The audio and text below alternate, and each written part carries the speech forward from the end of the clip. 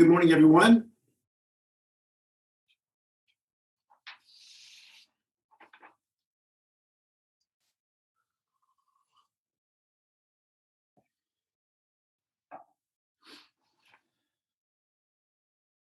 I'd like to welcome everyone into this one-room Zoom schoolhouse. Soji Roshi likes to consider our temple practice as a one-room schoolhouse where we have people that are here for the first time, as well as people who've been sitting more than 50 years all together. I'd like to take a moment and go to gallery view and make eye contact with each and every one of you before I begin my talk.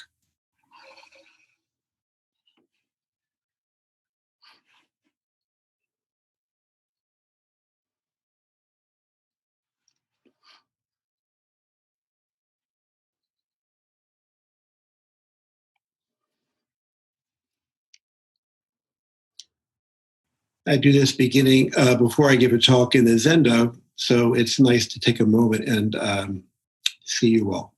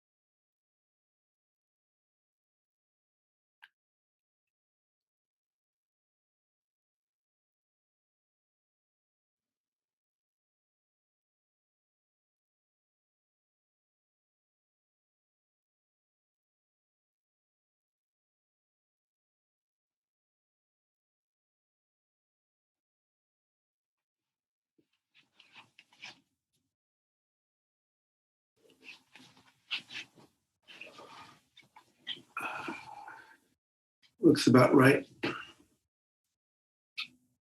Can you hear me, Blake?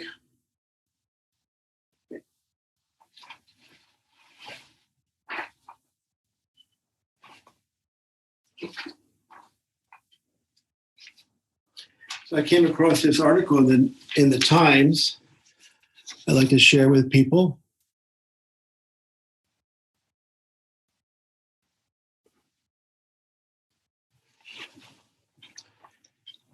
So I don't know if this bookcase makes me look smart. I hope not.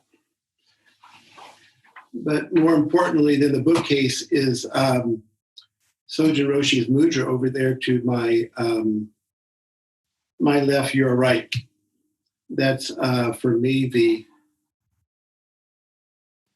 touchstone for practice.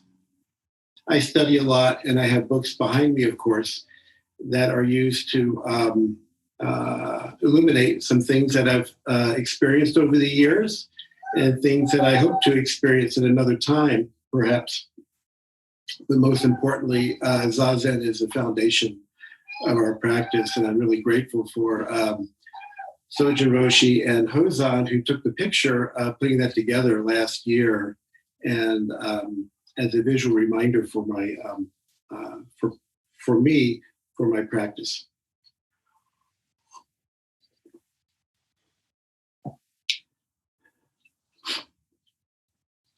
So monks of old in China used to stand during lectures.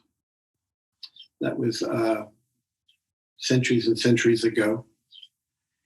And at some point, the monks and nuns were sitting in zendos on cushions, perhaps a little bit more comfortably while they listened to lectures. And now we're sitting in our homes. And this is the first time I've given a talk on Zoom. It feels a little different, and it also is familiar to what I've done over the years since becoming Shuso, giving a talk in the Zendo. The first time I gave a talk, I asked Ron Nestor, one of our 50-plus meditators here, what could give me some feedback on my talk. And he said, It felt like a fireside chat. I didn't quite know what to make of that, but it felt congruent with my attitude and feeling about presenting myself to you all formally in this way as a talk, as well as just informally when we meet each other on the temple grounds.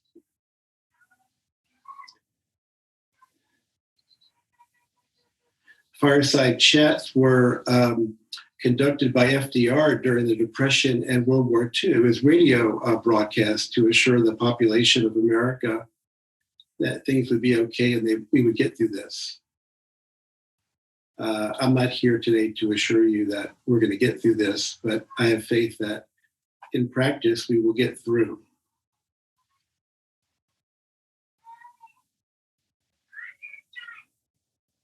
Today also feels like, this time also feels a little bit like pajama dharma. I got on my pajamas today for the first time in a long time. But, sitting at home, it feels homey. And the feeling of hanging out comfortably is a little different than standing and listening to lecture. So I hope you're comfortable in your all's homes. And I was thinking about Timothy Leary's adage, tune in, turn on, but don't drop out. Stay present. That's my update.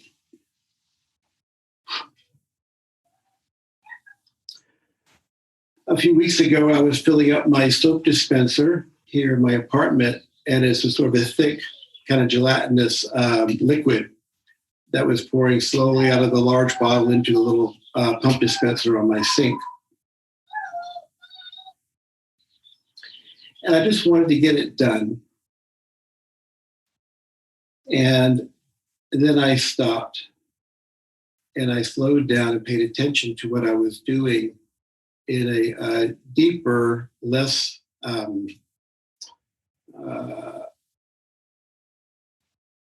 gaining idea, just to get it done and just to be present with what was happening in front of me, which is what we continually remind ourselves to do. So I was grateful to have taken that moment to just be with the task at hand. And I had a kind of an awakening experience, not thunderclap awakening, but just an ordinary awakening to the extraordinary nature of just taking care of what was in front of me. And this is what we're always doing, whether we're aware of it or not.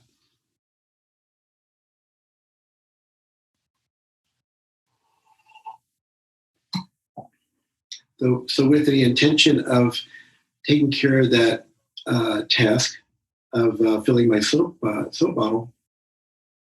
dispenser, I wasn't behind time and I wasn't ahead of time, but I was just in time. And the COVID-19 virus reminds us to slow down and be in time.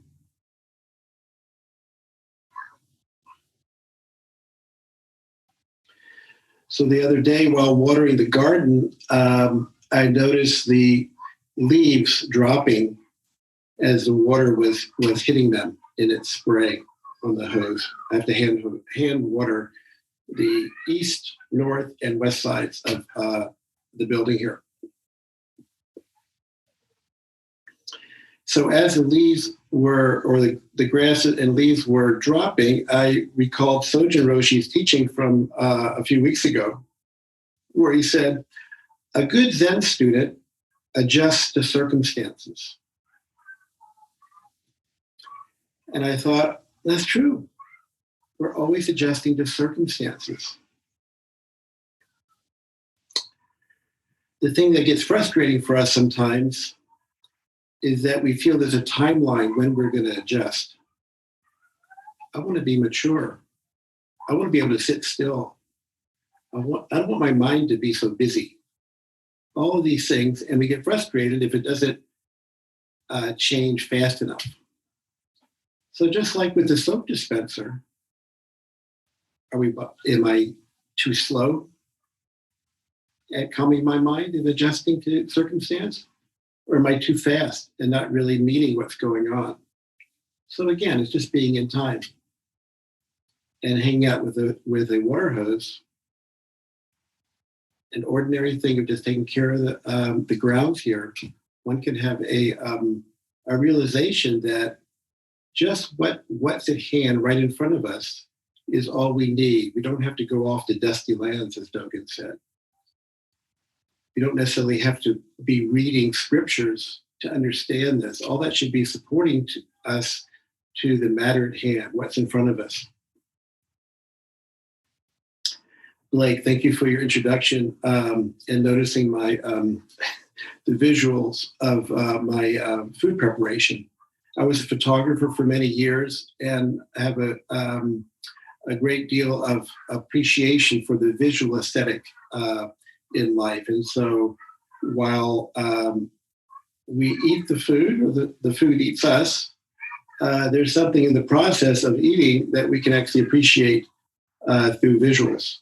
That actually sets a tone of appreciation even before the food reaches our lips.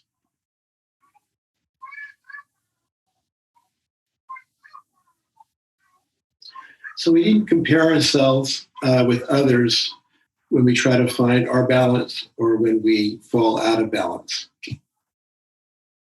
Aiken Roshi said, when you let go of your own perceptions, you give people a chance to change. When you do not let go, you are participating in the continuation of their faults. So that's a good teaching for us to have patience and space and compassion for others. Something that Aiken Roshi, I think, implied, but wasn't explicit, which I have been thinking about lately, is to add, when you let go of your own perceptions, you give people and yourself a chance to change. When you do not let go, you are participating in the continuation of their faults and your own stuckness.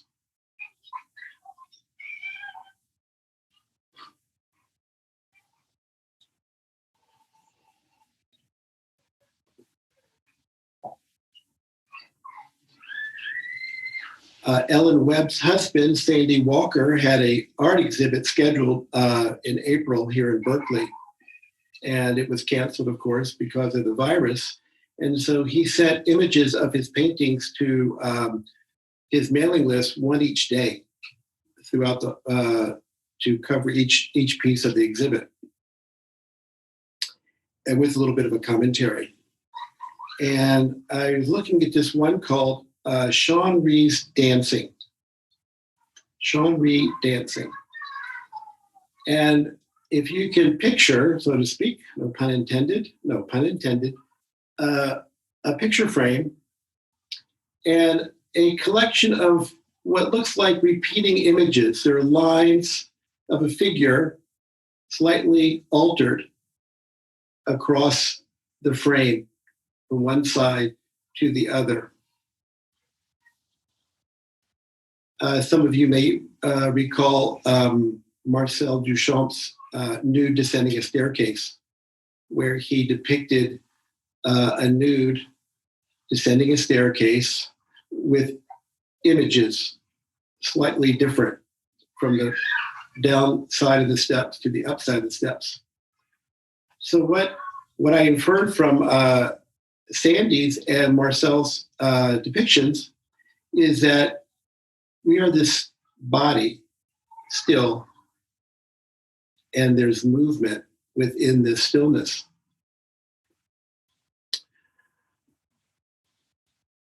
After looking at Sandy's painting, I went outside for a walk in my pajamas. In Berkeley, thankfully, nobody bats an eye at such a thing.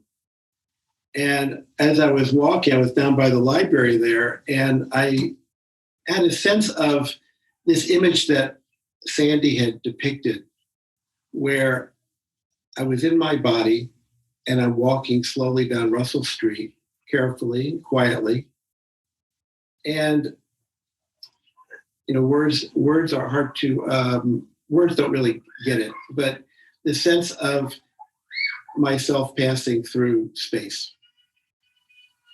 It was just an ordinary thing, but as when we sit zazen and we're really still and really tending to our body and our breath, you can feel the movement within the stillness of zazen. So there I was walking down here on Russell Street, moving and experiencing stillness and movement. It's not one side or the other. One side's in light and the other side's in dark, one after another. Occasionally the Zoom thing will chop out because of the internet connections. We all have had those experiences, and it gets kind of frustrating when that happens. For me, besides the frustration, it reminded me of the spaces in our life that we think everything is continually moving, but actually, like a movie screen, they're single little images that are being run across a projector, moving quickly, giving the impression that things are moving, but in fact, they're still. So how does that help us?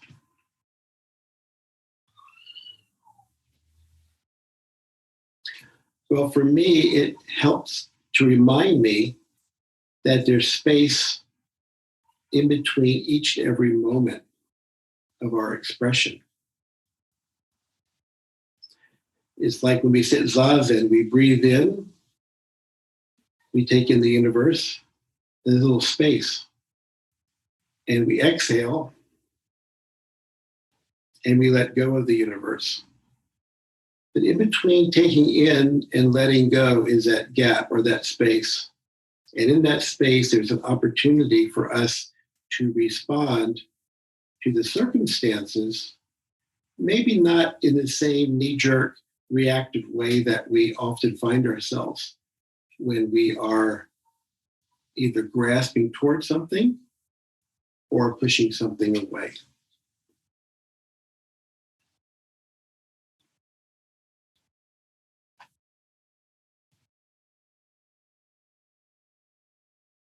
So we're not rigid and stuck. We need to be flexible, like that blade of grass, breathing in, breathing out.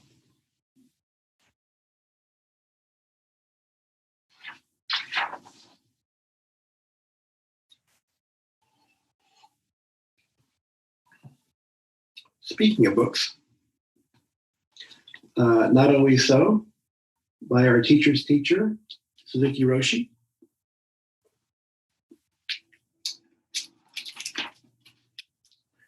He gives us a tip on how to read Buddhist scripture, which sometimes can be a little bit daunting. In the chapter Letters from Emptiness, he says, besides the world which we can describe, there is another kind of world. All descriptions of reality are limited expressions of the world of emptiness. Yet, we attach to the descriptions and think they are reality. That is a mistake because what is described is not the actual reality. And when you think it is reality, your own idea is involved. That is an idea of self. But what many Buddhists have made this mistake. This is why they were attached to written scriptures or Buddha's words. They thought that his words were the most valuable thing, and that the way to preserve the teaching was to remember what Buddha said. But what Buddha said was just a letter from the world of emptiness, just a suggestion of some help from him. If someone else reads it, it may not make sense. That is the nature of Buddha's words. To understand Buddha's words, we cannot rely on our usual thinking mind. If you want to read a letter from the Buddha's world, it is necessary to understand Buddha's world.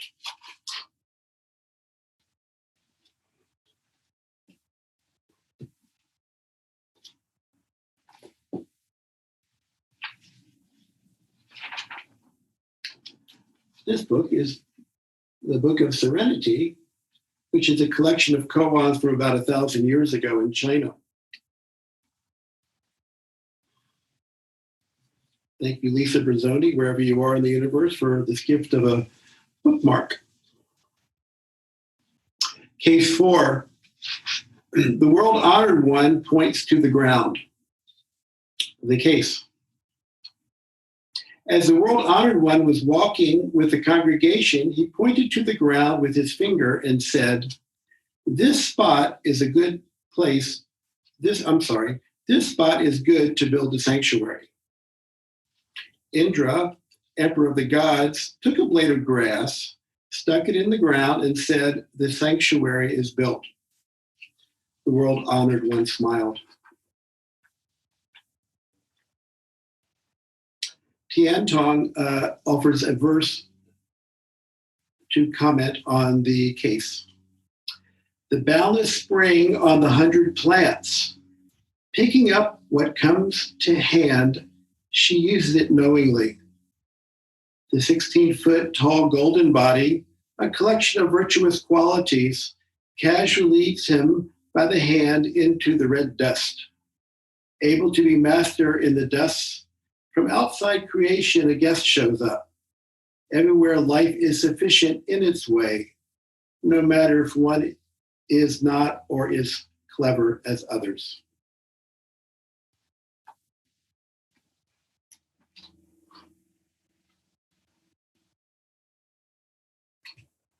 So when I read that, I thought, well, what is this grass and sticking in the ground and building a sanctuary? It didn't make any sense to me. And then I realized it's a story and a teaching. It has to be looked at differently than our usual way of thinking. And for me, it means to use what's at hand, what's right in front of us.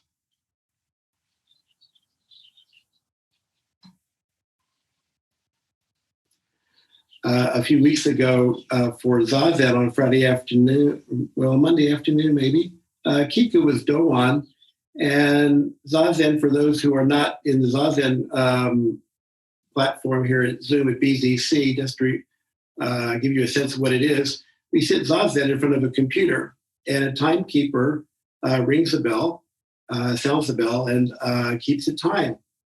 Anyway, Kika's computer died just before Zazen was scheduled to happen. So she texted me letting me know what had happened. I said, well, just come on down and we'll set up here in my apartment. So she came downstairs and we set the computer up pretty quickly before 5:40. And then thankfully, a little while earlier, my friend Henry, who turned me on to Zen and jazz, two of the three most important things in my life, gave me this bell, presented this bell to me in the mail. And I had this cane from Amsterdam from a trip that Kika and I went on with Jerry and Paul. And from Kika's seat, she sounded the bell. Sorry, Bell, this isn't so good. That's a little better. With the cane. So she had to adjust using a large cane, large bamboo stick, sounding a little bell. Typically the strikers on the bells are pretty small. So again, this is this world of adjustment that Sojin Roshi was talking about that we need to do as good Zen students in order to be one with and not separate from the things in front of us and around us in this world.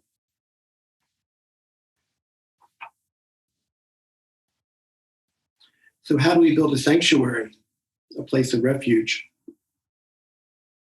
Well, the Zendo is a really beautiful space to do that. It's a designated space. But for the past few months, we've been sitting at home. So how do we make our home a sanctuary?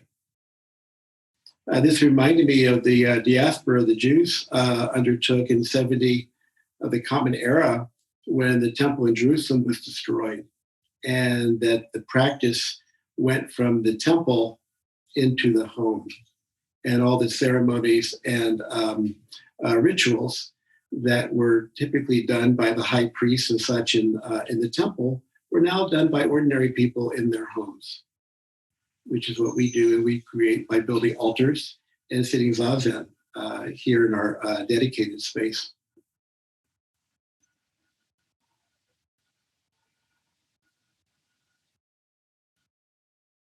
So how does our body feel as a flexible blade of grass versus a rigid edifice?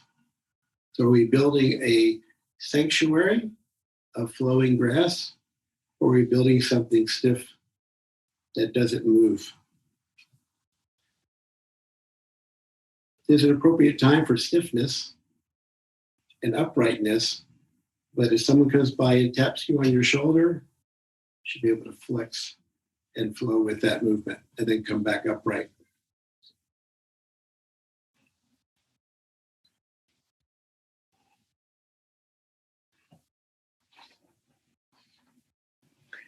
I was gifted this card by a friend some years ago.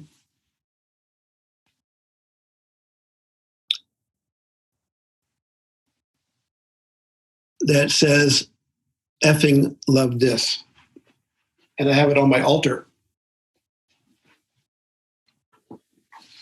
I didn't know what my friend meant by sticking the card in between my door and the door jamb when I came home and found it. But I put it on my altar, and for the however many years it's been now, when I offer incense, I see this card, fucking love this.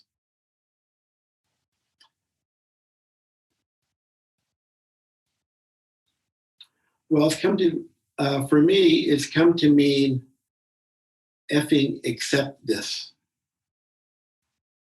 And I find myself in some world of disconnect and separation, and suffering is typically due to my not accepting some circumstance, some idea, some situation.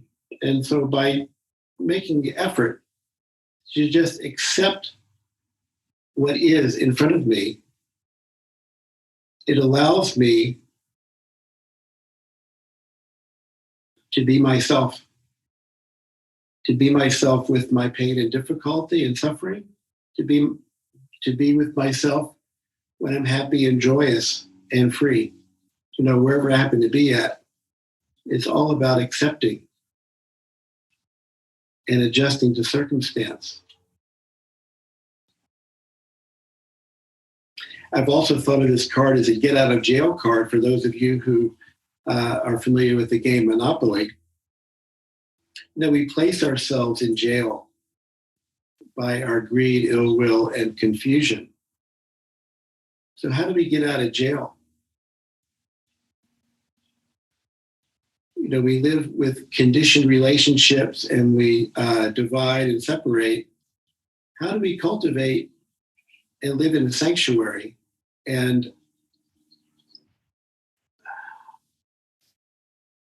live the unconditioned life? Well, there's a world of the unconditioned, which we sit with. We tap into in Zazen, the world of oneness, and then the bell rings, so to speak, and then we're in the world of conditions, of duality. How do we work with those two sides? Not one, not two.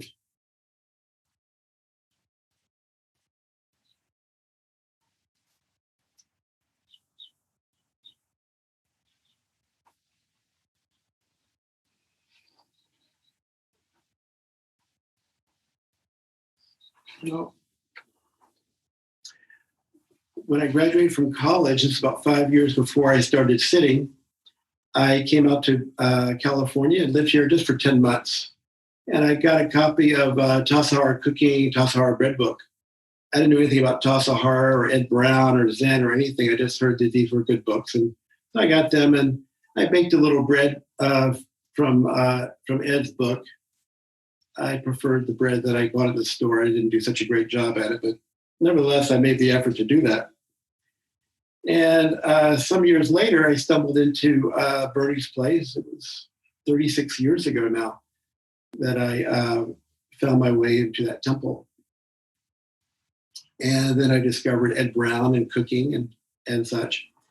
And this is asparagus season now. And so I've been getting asparagus at the Berkeley Bowl up the street and making my little pasta dish with asparagus. And with the cooking that Blake alluded to earlier, that I do here, along with a bunch of other people, of course, a lot of Tenzos that we're grateful to have here feeding us. I thought, well, how am I going to cut this asparagus spear? One way is straight across, chop, chop, chop, chop, chop, chop, chop, chop, chop, chop, fast and noisy. And Ed's got this technique where it's called a roll cut. I don't know if he invented it or not, but nevertheless, it's a really cool technique for cutting asparagus. So you have asparagus held down in one hand on your cutting board, and in the other hand, you angle your knife like so. And you don't go like this, but you just slice it down using the whole motion. After you sliced it, you roll it a little bit with your other hand and then slice it again. Roll it again, slice, roll it. So this roll cut is going to create pieces of asparagus that have different angles on either side of them. Now, I don't know if it affects the taste or not. There's a little bit more surface area exposed to the oil or however you're cooking your asparagus.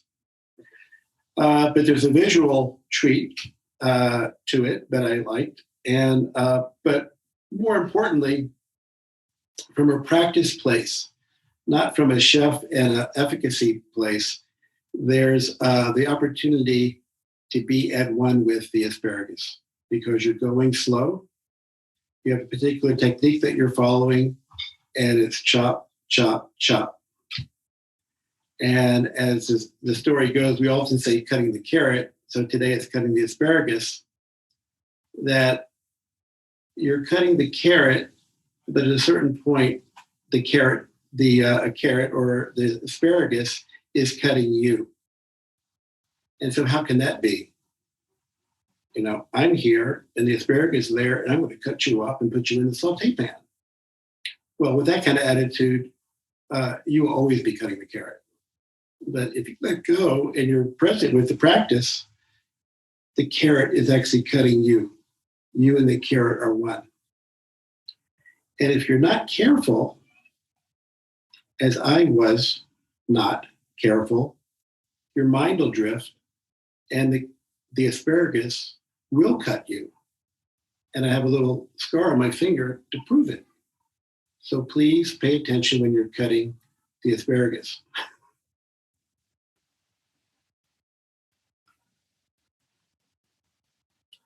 I'd like to close by noting that I feel that we're missing our body practice during this time of sheltering in place. We practice together in the one room Zoom schoolhouse. We rub up against each other, literally or metaphorically. We have different experiences, and we are connected by our presence and relationship. And so being isolated, so to speak, or separated, we're missing that body connection. And there's a tendency, I believe, that to go into our mind and become a little bit more psychological, trying to figure things out. So I look forward to returning to the Zendo and being with you in body and mind. And a question to keep in mind is how to be with ourselves and return to this body practice. We have an opportunity moment by moment, as Sandy and Marcel Duchamp showed us in those images. When we're sitting and breathing, when we're standing and breathing, inhale, exhale. What goes on in between those moments? Where are we? Thank you very much for your attention. And I'd like to open up the question. Well, Blake maybe will give a brief description of the questioning. I'd like to ask Sojin Roshi for a comment before opening it up to the group. Thank you all. Yes, so we know, go ahead and type a question, good Sangha, or raise your hand, the virtual hand. Participants, press the little blue hand, raise it, and then I'll call on you or type a question. First, Sojin Roshi, do you have a comment or a question for Ross?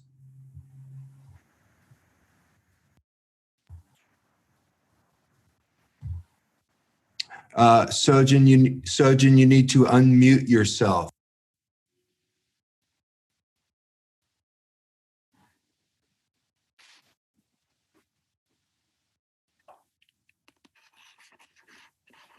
Good. You're good to go, Sojin. Go ahead. You can hear me? Yes. I can hear you. I like the images of the painting, Sandy's painting, and the new descending the staircase. Duchamp, Marcel Duchamp, yeah. Yeah, Duchamp. And the stillness within the movement and the movement within the stillness. I thought that was very, very nice image. Mm-hmm. I hadn't thought of it that way. I mean, you see it that way, but I didn't necessarily think it that way. So it kind of jarred my perceptions. Uh-huh. So, well, that's what great artists do, is they jar our perceptions. Yeah. I wasn't jarred. Thank you for that, Sojin. I wasn't jarred when I saw Sandy's painting. It wasn't until the experience in my body walking down the street that it came together for me. And that's where this body practice, I was reminded of how important this body practice is. And it's not just an intellectual exercise. Yeah. Thank you for that. Thank you. Next up, we have Riff. I think it's Sean. Could you go ahead and lower your blue hand and ask a question? Okay. Hi. Yes, it is Sean, and I'll have to update that at some point. Ross, I was, thank you for speaking, and you were talking about the space between movements, and my mind instantly went, well, no, there's no space between movements. It's all analogous and it flows completely. But I still kind of listened and trusted. And it reminded me of, I was recording a cellist here at my house, and he had a very long tone. I needed a long tone from him. And at some point, he had to return the bow back in the other direction. And I said, well, no, there's a space there, once you get to the end of the bow. And he said, yes, there's a space there. So I did run into a couple of classical musicians down at Stanford, just kind of grabbed them. They had violas and violins, and I kind of asked them too. And they said, there is a space there. So I just wanted to share that. Really, there's something, fascinating about it. That's really great, Sean. It's what I was trying to say is, in everyday life, we experience the Buddha Dharma. We don't have to go to a monastery necessarily to see that. It's like it's right in front of us if we can see that, just like that blade of grass. As far as the one and the many, the space of stillness and activity, it's important to not get attached to one side or the other. We think things are moving, but when there's a glitch or there's a depiction by an artist, we can actually see there's a little space there. And as our practice settles and quiets, we can perceive that and actually taste that. Just like when if you take a forkful of food, you can actually feel the subtle differences in flavors versus just, I'm just eating just to eat. So thanks again. Next, thank you for the questions. Katie or Caddy Guimond, she, her. Could you? It's actually, thank you. Can you hear me?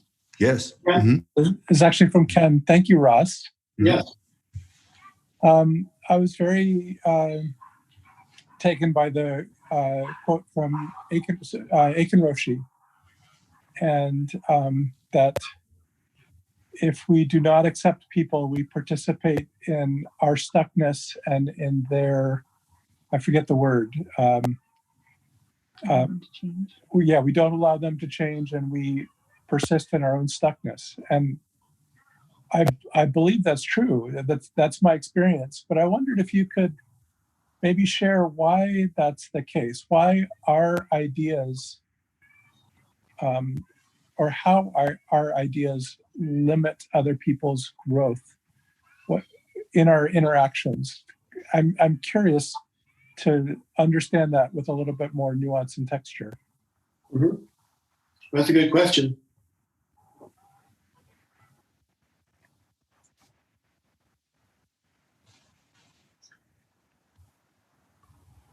I'm reminded of when Soji Roshi says when he meets people in Dokusan, there is no,